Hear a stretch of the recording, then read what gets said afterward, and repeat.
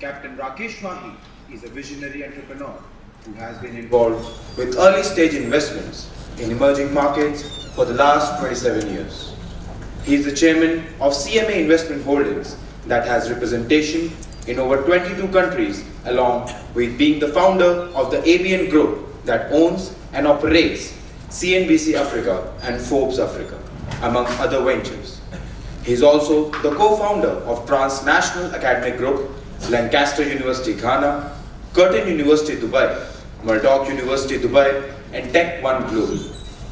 Prior to moving to the UAE in 1988-89, Captain Wahi served with the Corps of Engineers in the Indian Army for 9 years, and for the distinguished services to the nation during peacetime was awarded the Vishisht Seva Medal by the President of India in 1985. Captain Wahi was also part of India's scientific expedition to Antarctica, where he established India's second base in 1987-88. Captain Wahi was educated at the reputed Doon School in India and has a Bachelor of Science from the National Defence Academy and a Bachelor of Technology in Civil Engineering from the College of Military Engineering. Captain Wahi is founder of the ABN Education Trust, which finances the education of children from previously disadvantaged families in Africa. The trust also makes contribution to orphanages across the African continent. In addition, his philanthropic activities extend to India, where the family has contributed to primary education and electrification of villages and provided bursaries for young women at vocational center in Dehradun and several institutions. Captain Wahi is a keen golfer, and in March 2013, as a part of team building exercise, he led 15 members from his company to the top of Kilimanjaro, the world's highest freestanding mountain. Similarly, in April 2015, he took a team from his company to climb to Everest Base Camp when the earthquake struck. Captain Wahi brought the team back safely to Dubai. In November 2016, Captain Wahi published his memoirs through an autobiography titled Be a Lion that was published by Penguin South Africa. While his string of achievements continue, I shall take no more time and request Captain Rakesh Wahi to kindly deliver his talk.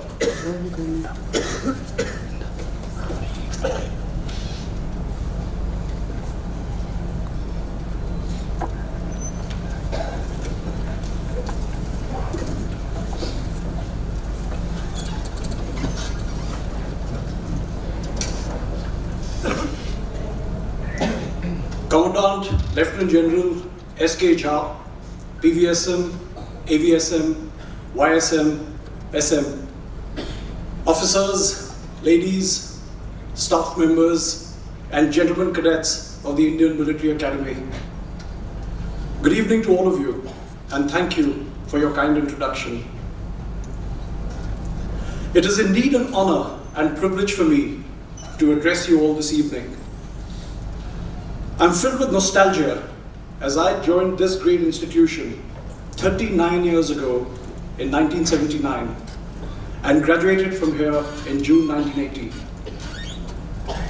When I received the invitation from the Commandant, I was really thrilled to come back to talk to all of you. Perhaps more than nostalgia, it's an emotional visit for me, as this trip brings back some very personal memories. In April 1980, while I was the Academy Under Officer during my rotation, my father, Colonel S.P. Wahi, who was then the chairman of ONGC, addressed the IMA on leadership. It is therefore a sense of deja vu and a great honor to be standing here in his footsteps. There are some common threads through my journey, first as a soldier and then as an entrepreneur. And when I look back at my life, I can see that these threads were woven into my character, first by the NDA and then the Indian Military Academy. You'll all recognize that summarizing and contextualizing a lifelong journey into 45 minutes is not an easy task. I will, however, map my journey through choices that I have made, resulting in both successes and failures. I'll also reflect on my recently published book, in which I have proudly acknowledged that I would not be the man I am today without the strong foundation that the military gave me. You will also see some visuals appearing on the screen. These are pictures from the past and represent highlights of my presentation. I'd like to make this session interactive, so please prepare questions so that I can respond to them during the last 10 minutes. The subject of my talk today is ethical leadership, a personal choice and journey. As you look at leadership across all walks of life, I'm sure that these words will have immediate resonance. We learn from both the good and the bad. All of you will recognize the importance of integrity and ethics, the high moral ground of character. Integrity is an inherent value. You have it or you don't. There is no ambiguity. Integrity relates to choices you make, and these choices determine your future. We are blessed to be part of one of the finest institutions in the world. To be in this peer group speaks volumes about each and every one of you present here. One consistent factor today is recognition that we are a unique group of individuals. Individuals who have been filtered through a fine mesh that above all distills an alumni of outstanding leaders. To illustrate this point, my course boasts of 8 lieutenant generals, of which 3 are army commanders: the Quartermaster General, General Amre, who is present here this evening, and the commander of our track. The inference is that no matter how you feel today, you're part of an elite group that will lead the army in the not so distant future. So what is the seed that you're going to be put through for the next 30 to 40 years of your life? How do you prepare for it? What is the code of conduct that you live by? What purpose and goals have you set for yourself, and how do you achieve them? More importantly, what is the legacy that you want to leave behind when you finish your innings and head back to the pavilion? These questions may appear complex and far-fetched, but it is what you do from the day you join this glorious institution that will determine your destiny. My greatest lesson at the IMA was the value of teamwork. We are all built differently. Some are strong, some fast, some exceptionally bright. Some cook well, some can stay up all night, some dig better than others, and some know even how to sham better than others. And the best part, all of us can sleep while walking. But when we come together, we are invincible. We are never rewarded for coming first. We are rewarded for succeeding together.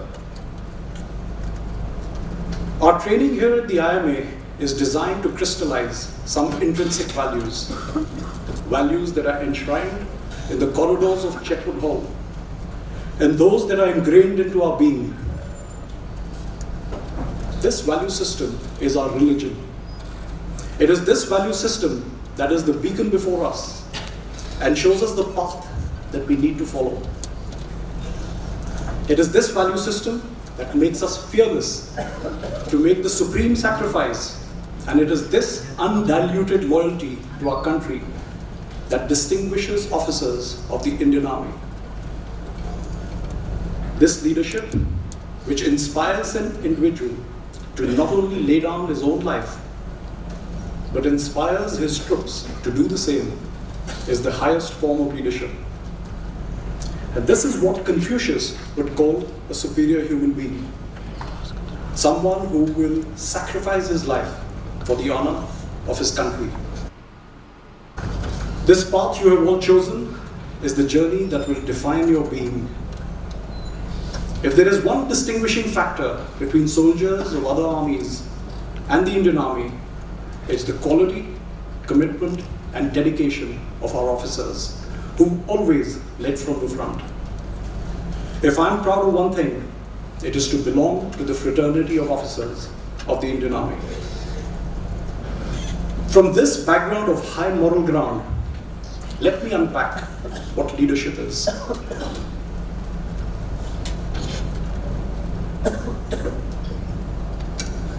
My father, who distinguished himself both as an army officer and a corporate legend, defined leadership as an ability to influence and inspire people to work willingly and enthusiastically to achieve group goals.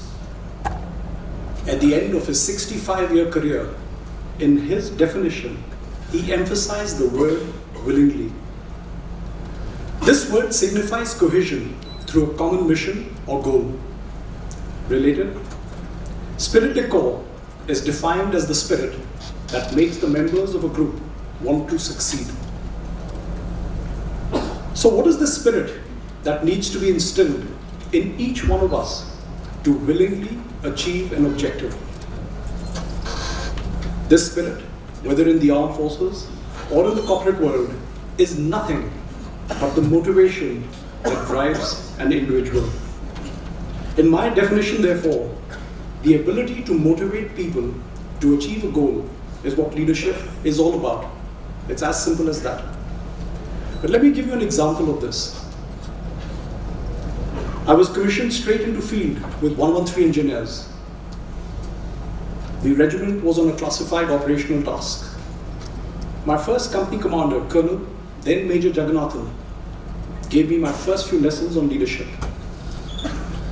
Jagannathan was a veteran of 2 wars and prided himself on his achievements as a soldier on the battlefield. The troops simply loved him. Despite his foul language and rough exterior, they would do anything for him. My first question was, what is the genesis of this loyalty? Combat soldiers may have strong beliefs about patriotism, but when it comes to the crunch, they follow their leaders. They follow men and women who have established credibility through consistent actions and can therefore be trusted implicitly. As I was to realize over the next 3 years, my company commander personified these ideals. He drilled one important lesson into my DNA. If there is a single soldier under your command who's on duty, you have to be there with him. I summarize. To be an effective leader, you cannot lead from behind. Over the next few years, I understood that he had no agenda other than excellence. As we toiled in the Rajasthan desert, Colonel Jagannathan relentlessly emphasized some basic qualities of leadership.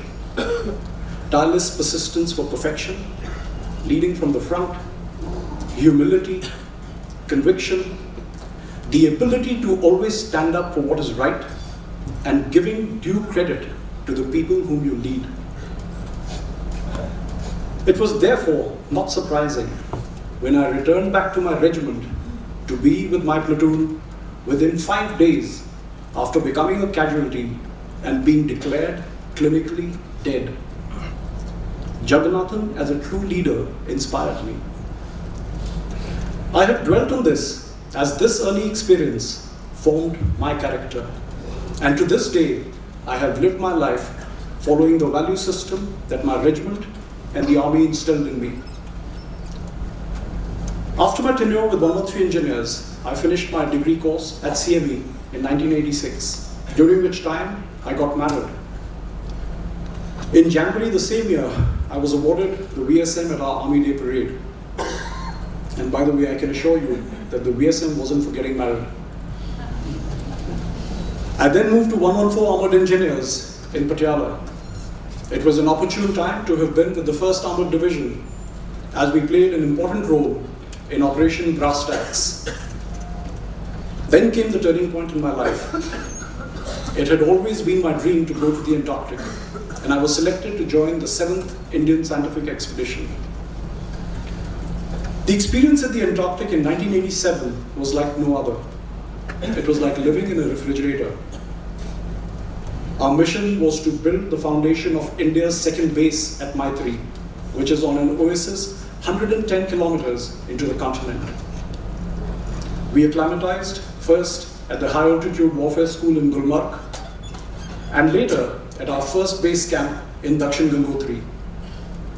We then moved to Maitri, which was close to the Russian base Novorossiysk, which is on a glacier.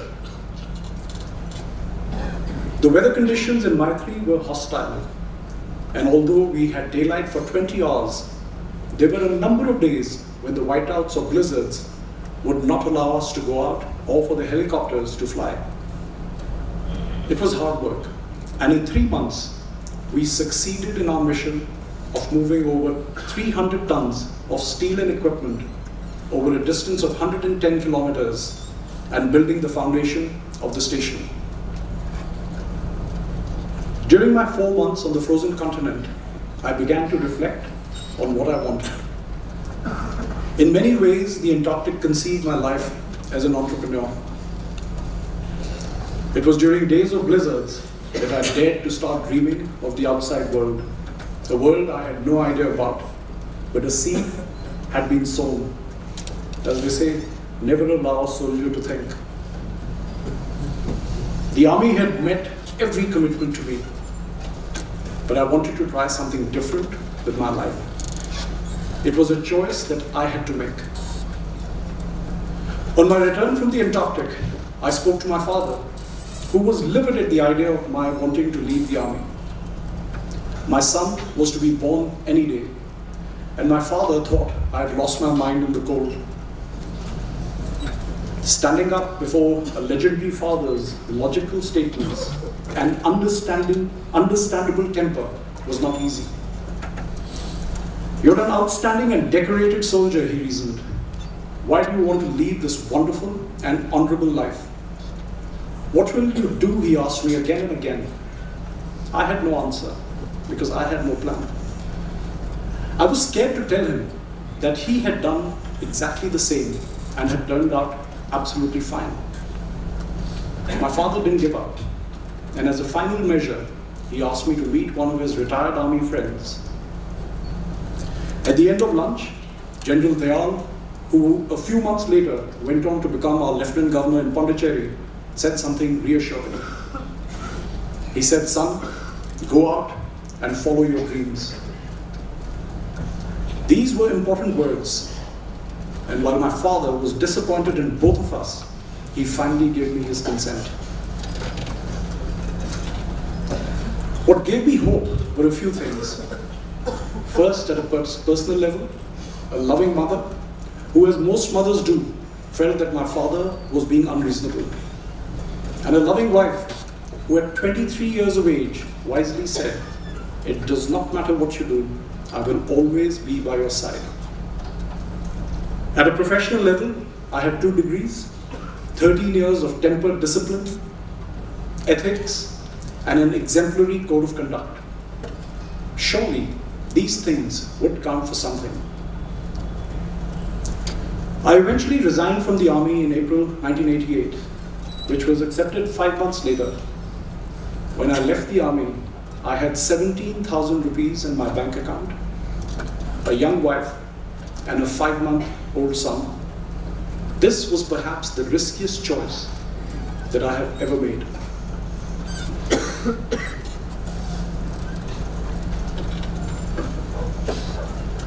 At my homecoming party on the 29th of September, one of my uncles who owned a construction company asked me to work for him. He had won a contract for building army accommodation in Patiala and asked that I move there to look after the project as the project director. Ironically, I had moved from being a service officer in Patiala to becoming a civil contractor in the same city. What followed for the next 3 months was the worst professional nightmare that I have ever had. I watched in shock the utter disregard for quality standards and blatant corruption. I had not anticipated the violation of ideals that had been instilled in me. I raised the issue with my uncle. He took pains to explain the way things happened in the construction industry. I wasn't convinced. One thing I had to get used to was interpreting what people actually meant with their words. In the army, when you say something, you stand by it. It's your honor code. I found people in the real world say one thing, mean something else, and then do something completely different. The institution of implicit trust was destroyed. In many ways, I was disillusioned. The greatest fight was an internal one with my conscience. The bottom line was that I hadn't given up an honorable life to start a dishonorable one. In 3 months, I resigned from a comfortable and well-paid job and found myself at a crossroad again. But I swore that I would never go back to the construction business. As a sapper officer, my bio had some interesting highlights. Demolitions, minefield laying and breaching, anti-tank warfare, bridging, laying booby traps, just to mention a few. And these are not skills that read well on a CV for corporate employment. And since no one was looking for mercenaries in 1988, the responses I got from potential employers was as expected, 0.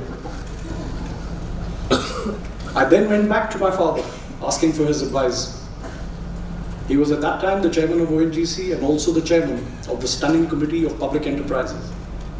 I was sure that he would have some ideas of what I could do. My father's words to me that day were perhaps the most difficult ones to digest. He said, and I quote, "I do not know what you plan to do, but this is what you will never do. You will never discuss my business or come to me with any proposals from anyone relating to what I do. People will use you to reach me, and this will not happen. You must build your own worth, son, and people must meet you for who you are and not who I am." These were the harshest words that anyone had ever spoken to me. But he knew what he was doing. I'm sure, as a father, it must have broken his heart to have said this to me. But he was right. And in retrospect, as much as it was difficult for me to understand at that time, my complete success was because my father did not compromise his own values and give me a crutch to handicap my life. This is the highest form of ethical leadership, where a father denied an opportunity to his only son because he thought it to be wrong.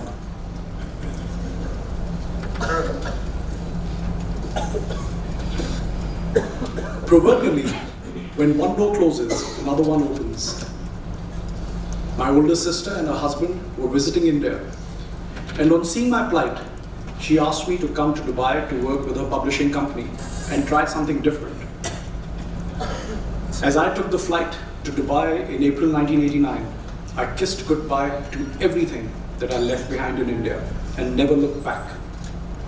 I made another choice, to join an industry I was not educated to get into and detach from a well-recognized family name and legacy, entering into a world of the unknown.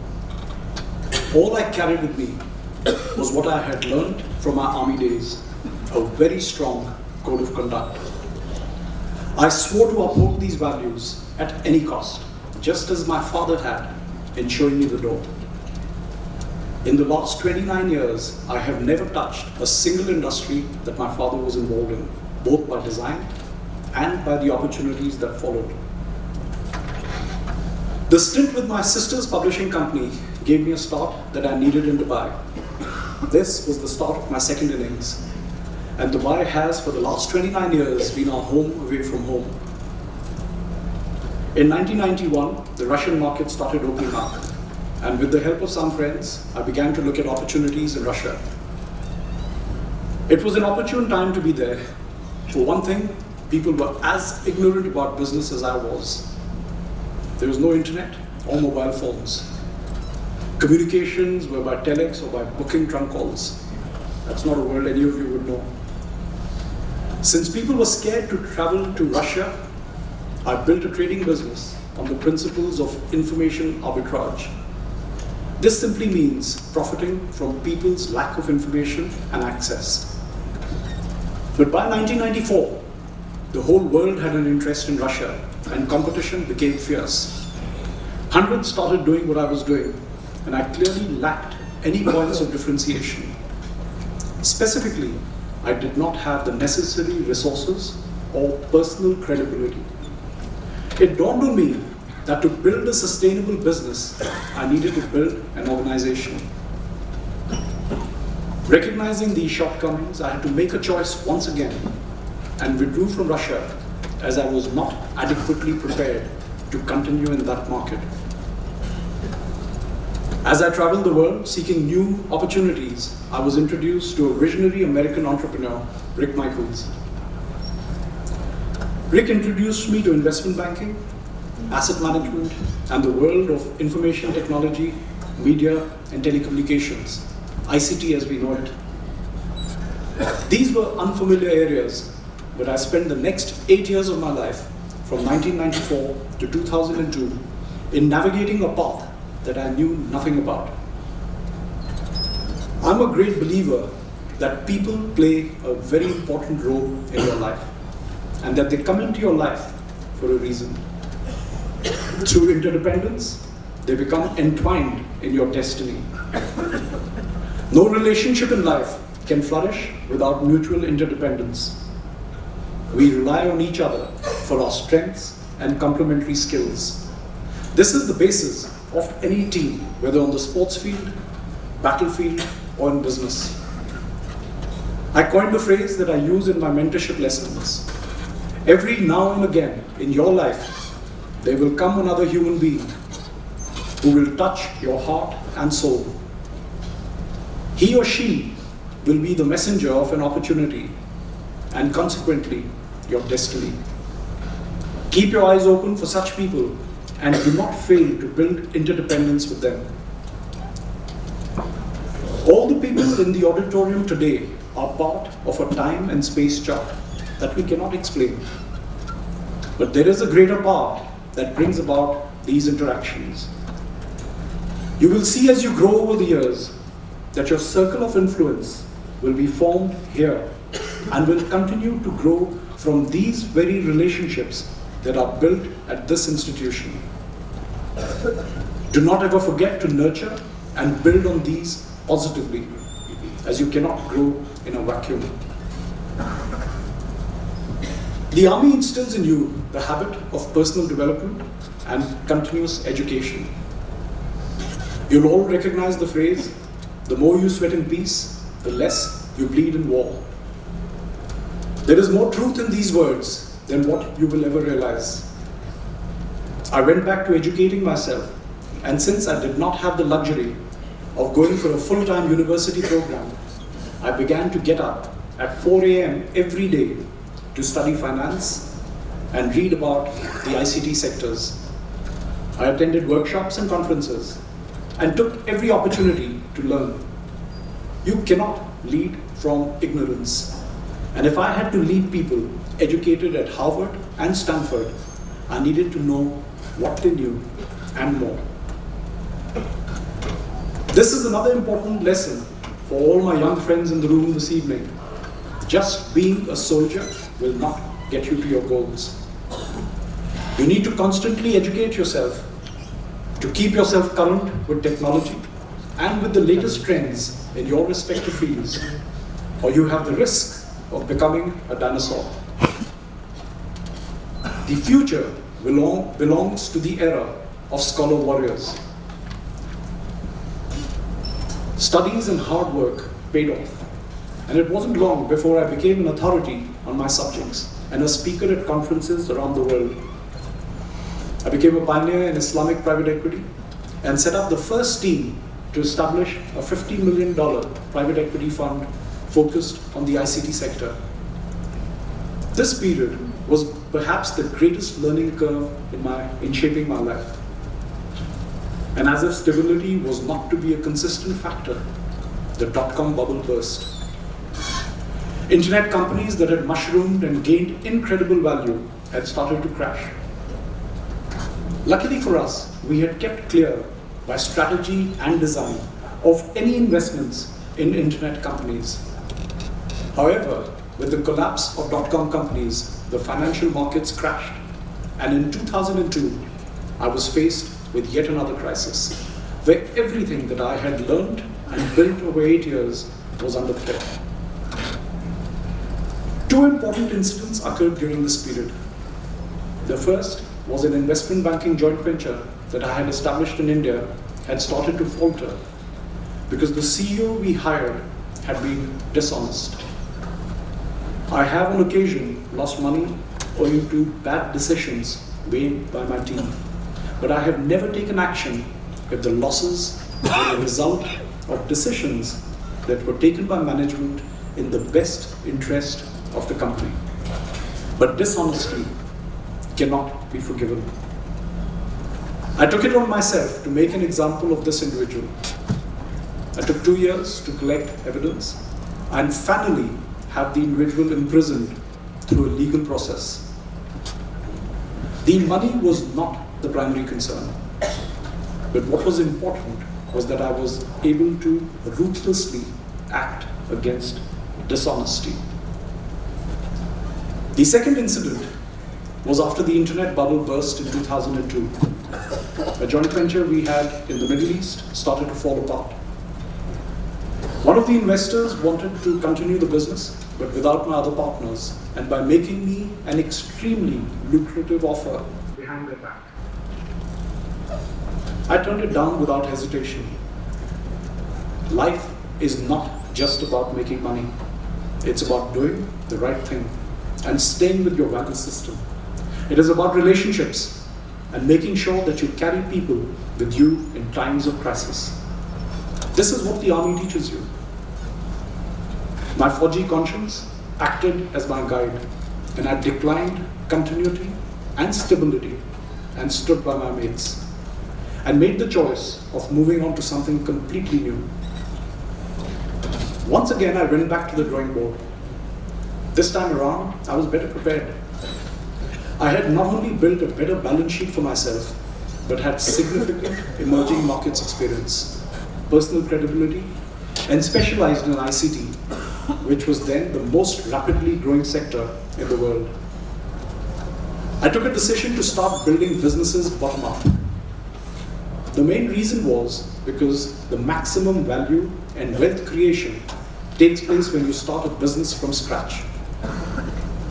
Based on experience between 1994 and 2002, I decided to take well-established global brands to emerging markets. The strategy was mapping demand and supply, using global brands to become number one in every chosen industry in the countries that we entered. In 2002, we approached Microsoft to represent them in Sri Lanka. At that time, there was a war going on in Sri Lanka, and Microsoft was cautious. I knew the war would end, and with a population of 28 million unserved customers, the investment decision was a no-brainer, and therefore was an instant success. We expanded that operation to Bangladesh, Nepal, Maldives, Brunei, Philippines, and Singapore. From a 3-people business in 2002, we are now a 600-people IT organization in 7 countries. Tech1 Global has been the Microsoft Gold Partner in 5 of the countries that we operate in. In 2005, I approached CNBC for their franchise in Sub-Saharan Africa.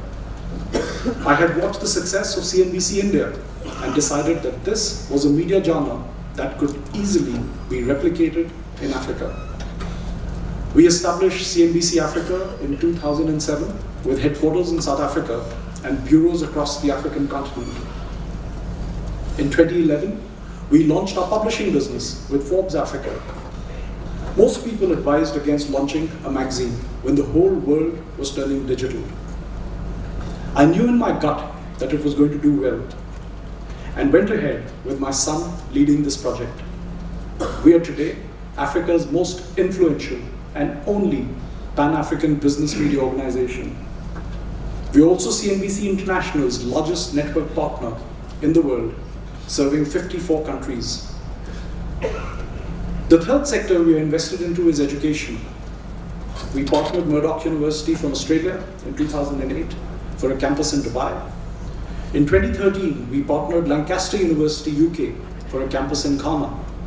And in 2017, we established our third university campus with Curtin University in Dubai.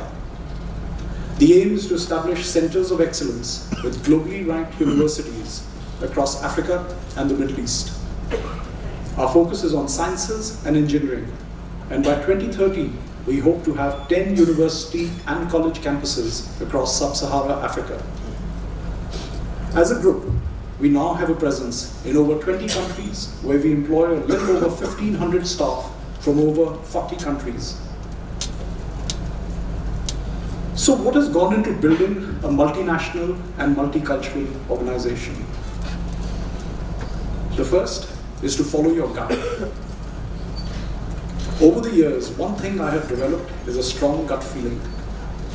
If the first sense is good, I take the next steps.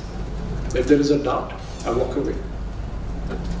This is not scientific, but your inner instinct is a manifestation of your thinking and generally is right. The second is to develop the next generation of leaders. We have focused a lot on the development and training of youth to include a young leaders program. I also set up reverse mentorship sessions where my junior team members mentor me on my job. Their recommendations are implemented to make this effective. More so because innovation is disrupting everything, and without the involvement of youth, we cannot accurately project the future. The third one is to delegate with accountability. You cannot be omnipresent in 20 countries and must make sure that you set up processes to make yourself redundant from day-to-day operations. Today, through delegation and accountability of senior management, I don't sign a single piece of paper or bank account for the companies. Next, just as I have made choices, I advise my team to make choices and move on and follow their dreams.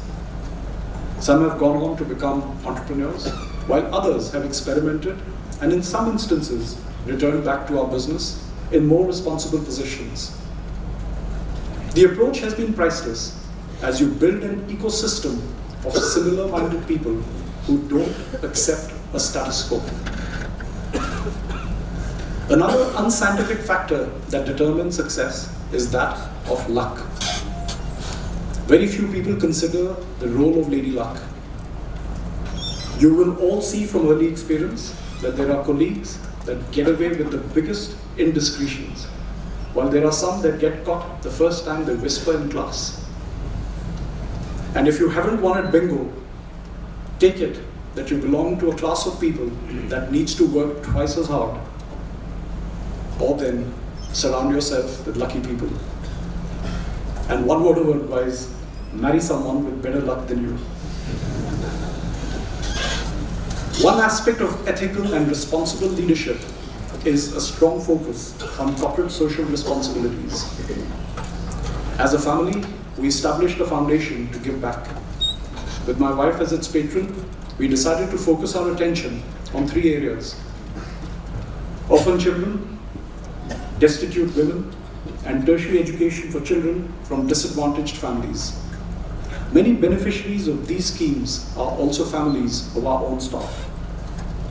At this stage of my life, giving back to people less fortunate than us has become part of our corporate culture and is the most satisfying part of what we have achieved.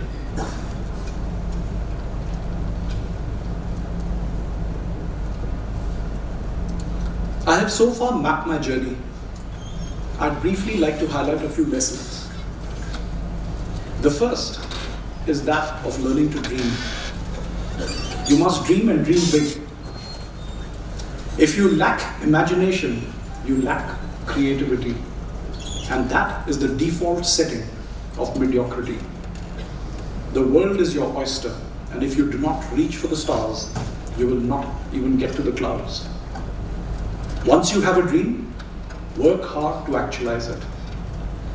Visualize, conceptualize, and then implement. It's all in the implementation. The second is making choices. Life is a series of choices that we make, and these combine to establish our future. For instance, all of you in the room today will need to make a choice. Which arm are you going to join? One relatable consequence of that decision, amongst many others, will be whether you become commandant of this institution one day or not. Spend your time thinking about the consequences of your choices. Some paths may seem easier than others, but understand the long-term effect of where you want to be. Don't live with regret. Choose sensibly, choose ethically, and once you've made your choice, give it your best. The third lesson is that of personal credibility that is based on ethics and integrity. Set high standards for yourself and lead by example. There is an old saying in the asset management business, backing the jockey. You're the jockeys of your own journey. You must become a gold standard. And when people say something, and when you say something, people must know that your word is your honor. When you give it, you will keep it. The fourth is to remain physically fit. And this I don't need to tell you. The only way you can perform well in life is if you're physically fit and healthy. I have seen several people fall on the wayside by neglecting their health. This focus starts during training at the IMA and right through your careers as officers in the Army. This discipline was priceless for me, as I still train at least 5 days a week, though it doesn't show these days. The fifth is to recognize that change is an inevitable path to growth. Don't get into a comfort zone of mediocrity or accept the status quo. If you stop growing, it is time for a change. Don't be scared of change. Believe in yourself and your capabilities. Don't criticize your circumstances, but be the change that you want to see. As you make changes, remember to ensure that you educate yourself in line with your new environment. The sixth lesson is the importance of people. This is true in any aspect of your life, personal or professional. This is fundamentally at the core of what I learned in the Army. No battle can be won without the involvement, loyalty, and the commitment of the very people that we are called upon to lead. And since people are your greatest assets, I personally stay closely involved with the human resources department in my businesses and make sure that there is a clear management of expectations between the organization and its people. There are some basic qualities that I have looked for in people over the years. I coined the term LIAC: loyalty, integrity, attitude, competence, and commitment. In my view, if people don't have high marks in these 5 qualities, they are unlikely to make it to my senior team. Warren Buffett said, in hiring people, look for 3 qualities: integrity, intelligence, and energy. If they don't have the integrity, don't bother with the rest. Other than integrity, the most important quality in my dictionary is attitude. A good leader is not only someone who is positive at all times, but is able to surround himself with positive people who can find solutions and not become part of a problem. You will see on the screen an empirical illustration about the truth to life. I saw a movie recently in which Margaret Thatcher gave her own variation of the words of Gandhi. Watch your beliefs as they become your thoughts. Your thoughts become your words. Your words become your actions. Your actions become your habits. Your habits form your character, and it is your character that defines your destiny. An important lesson that I took from the army was putting my teams, particularly young leaders, through periodic outdoor activities. I'll illustrate two such activities. In 2013, I took a team from CNBC Africa and Murdoch University to climb Mount Kilimanjaro in Tanzania. At about 6,000 meters, Mount Kilimanjaro is the highest freestanding mountain in the world, and only 41% of the people who have attempted to climb it have made it to the top. More people have died trying to climb Kilimanjaro than Mount Everest. The mission I gave to the team was that everyone had to make it to the top. And despite all resistance, I stayed with our academy training and made sure that everyone stayed together. The climb and conditions were brutal, but we stuck to the plan. At the end of our expedition, our head guide told us that out of the 100 teams he had taken up, we were only the 10th team that managed to get 100% of its members to the top. Then in 2015, I took a team to climb Everest Base Camp. In the case of the Everest Base Camp in Nepal, the earthquake started as soon as we landed on 25th April 2015. The next 48 hours was a harrowing experience as we saw destruction at a scale we had never experienced. My mission changed from taking everyone up to the base camp to extricating the team and getting them all back to safety. The Indian government had started rescue missions for Indian nationals the same day. And despite my giving an option to the Indian members of the team, each one stayed back, as we had 5 nationalities. This show of solidarity was priceless. And the team building exercise met its goals through a lesson in survival. You can play board games or go to bowling alleys or parks for getting to know each other. But if you want to test character, take people out on a tough, real-life expedition. You get to see how people behave when the chips are down and when their existence is being threatened. In November 2016, I published my memoirs titled Be a Lion, Dare to Dream, and Live Fearlessly. People have admiration for different animals. I have since my childhood been fascinated by lions. If you have seen how a pride of lions live, you will have seen their implicit respect for hierarchy. Yet there is respect for every member in the pride. When they hunt, and depending on the prey, it could be the fastest that leads, or the stealthiest, or the most experienced, or then the strongest. This is what makes a pride of lions the most feared predators in the world. It's all about teamwork. For me, the lion symbolizes power, and metaphorically is someone at the top of his game. To be a lion is to be fearless, to protect what we are entrusted with, to build something that will endure, to ensure a succession of strong, resilient leaders who will give their lives to protect the honor and legacy of what we have set out to establish. From one Simha to another, past the mantle of succession and a legacy of immortality. I was in Prague in December 2015, completing the legacy chapter of my book. It was an opportune time for me to visit Charles University that was established 7 centuries ago. After 700 years, Charles IV is not remembered for anything other than this grand university that is churning out thousands of graduates in different disciplines and who carry a certificate bearing his name. It made me reflect on what a legacy truly is. People seldom remember you for the wealth that you accumulate. They will remember you for your deeds and for the impact that you make on the lives of others. As you all progress in your own journeys, whether personal or professional, you will be called to make difficult choices.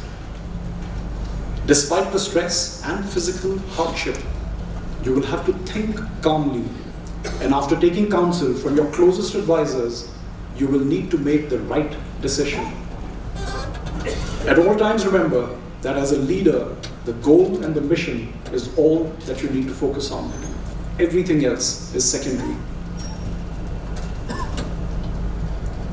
Gentlemen cadets of the Indian Military Academy and the young officers present in the auditorium, take these words from an old horse. Life is not going to be a bed of roses. Each day will come with new opportunities and challenges. Face the challenges like men and overcome them. Take opportunities fairly and carry with you the people that you lead. There will be times when you fall. Failure is a path to success. Never give up. Lift yourself when you fall and come back stronger. Learn from your mistakes. Do not put limitations to your potential and overcome all barriers that hold you back. Go out there and conquer the world. Serve your country with honor and dignity. Make each day count and achieve perfection in all that you do. What I'd like to leave you with is a couplet that my father shared with his children until his last day. खुदी को कर बुलंद इतना कि हर तकदीर से पहले खुदा बंदे से खुद पूछे बता तेरी रज़ा क्या है. Develop yourself so well that before every decree, God will himself ask you, what is it that you wish for? Thank you very much. Jai Hind.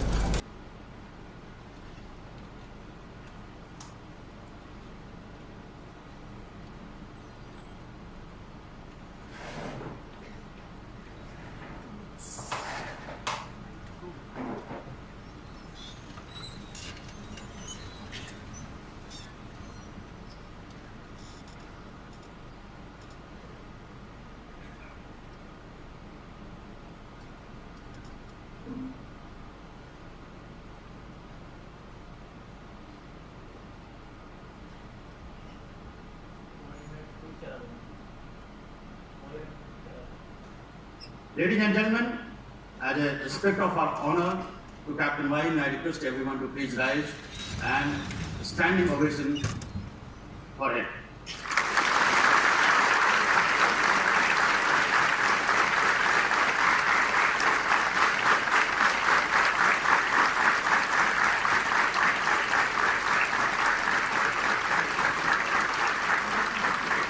Thank you so much.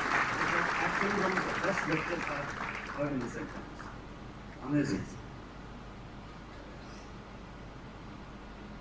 Let's remind you.